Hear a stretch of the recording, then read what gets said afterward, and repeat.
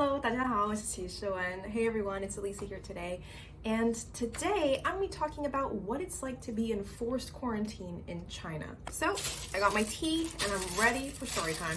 This is my absolute favorite tea that I always buy here. It's one of the boba ones that also has like little coconut jellies. That first sip is bliss. I've been living in China for a really long time now, and I was coming back on March 23rd. I was coming back home, and by that point, everyone who was coming in through the airport was going to be put into quarantine.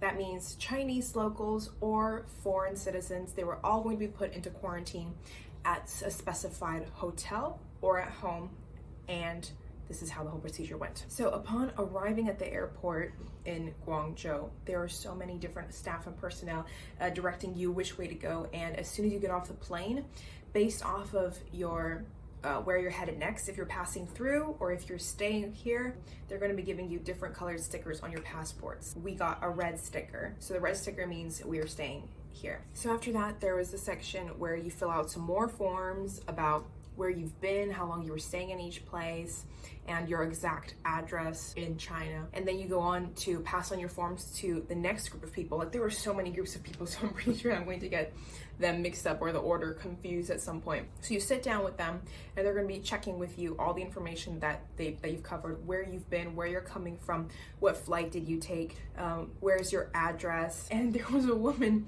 so the woman was speaking to me in English, and the woman besides her was speaking to another passenger in fluent Russian. And I was just like, whoa, this lady, she speaks Chinese, English, Russian, who knows how many more languages. So she was like working out with this guy in Russian, and then I was doing this lady in English, and we got all of our stuff figured out, and we continued on, and we went through the customs, through the baggage, all that stuff. And then you get to the part where they've got all these buses that are assigned to take you to different districts. So no matter if you are doing at-home quarantine or hotel quarantine, it's up to them to decide that. So first, you're gonna go to a hotel and get all your tests taken. You're gonna be having a test as soon as you arrive at the hotel, testing if you're positive or negative for the COVID-19 virus. So we wait for the bus. The hotel is like in the district of where your home is, so it's not too far when they decide to move you to your home for the home quarantine. We arrive at the hotel, and they immediately, while we're about to arrive, they pull us into a WeChat group for all the other staff and other people who are at the hotel. They pull us into that WeChat group, and they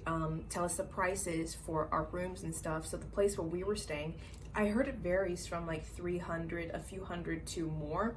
The place we were staying was 400 per night for a room and 100 per person for food. So we were two people. That means we were paying 600 per night, which 600 RMB per night, that's like $100 US, maybe a little less than $100 US.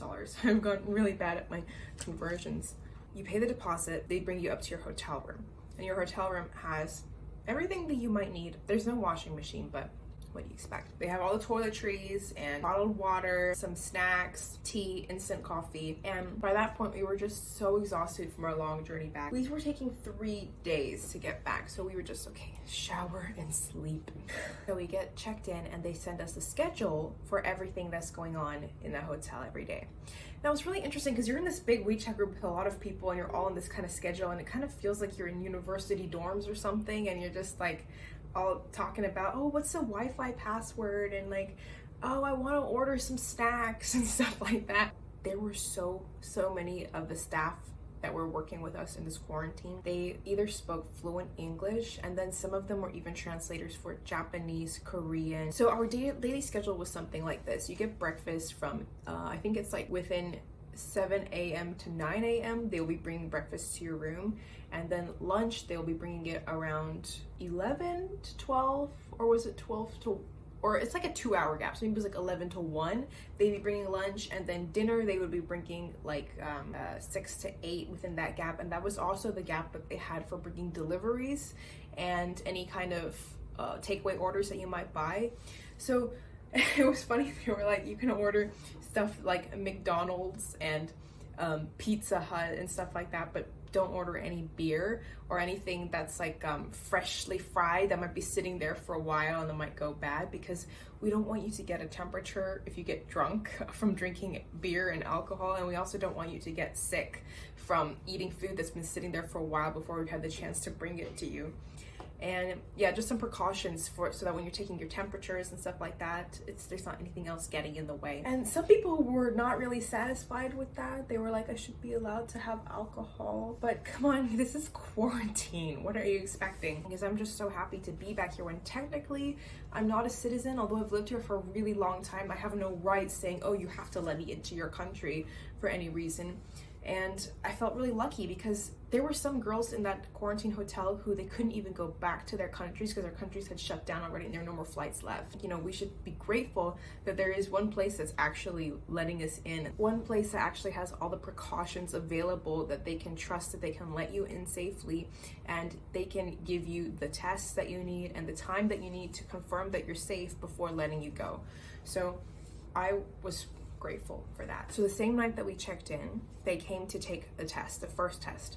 So basically they just stick a swab down your throat and they kind of get some of the sample, they bottle it up, they take it away. So we were going to be waiting for that to come out before they decide if we're going to wait it out in the hotel or if they're going to send us back to my flat. The thing is, with home quarantine, they also have to go to your flat and check up and see if it's suitable for you to go home and finish your quarantine. Because if you're living with a bunch of other people, what's the point? If you go home and you're in touch with all these other people who are going in and out, it's just going to spread, right? So we were there for one night, and then the next day, I get a call to my hotel room saying, your results came out and you're tested negative, and so we're going to arrange for you to go home. And I'm like, whoa, really? So I can finish my quarantine at home? That's super cool.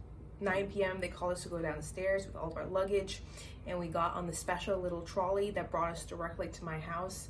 And we were also escorted by the police, and they helped us get set up at my place, and they gave us a thermometer and they gave us 2 pages for us to document our temperature every day, twice a day, once in the morning, once in the afternoon. It was their contact numbers just let them know if we needed anything, if we needed groceries. You may think home quarantine, like, what's that? You just stay at home and, you know, that's fine and no one's really like checking up on you. Well, actually, if it was that way, the neighbors would freak out because, you know, you want to feel safe. You want to feel like if someone came and they might possibly have gotten infected somehow, I don't want them to be in my compound running around.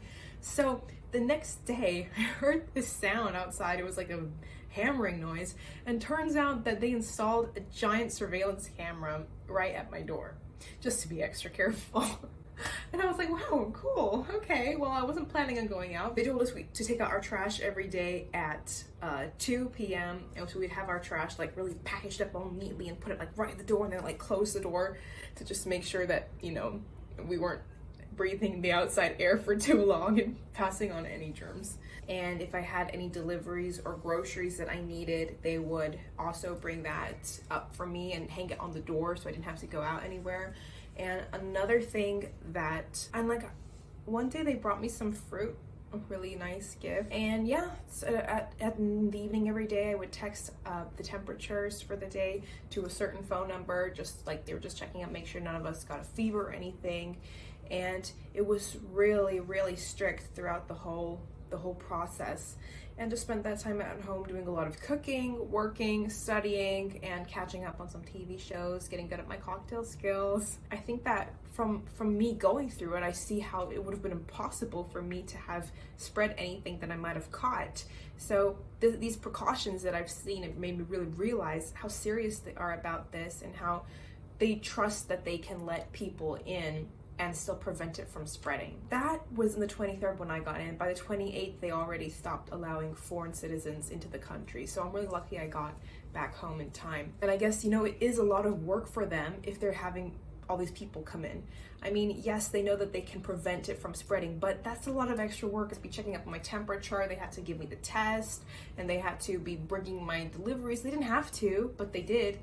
And that's a lot of work, so I'm really grateful that I was able to come back home. By day number 13, they came in the morning to take our tests again. So we do one at the beginning and then one at the end. And so the whole team came to the door, took another swab, and then they left. And they're still in the hazmat suits. And then the next day, after my results came out, They came back to my place, and this time no more hazmat suits, just normal people uniforms and with masks as always, as everyone is wearing these days.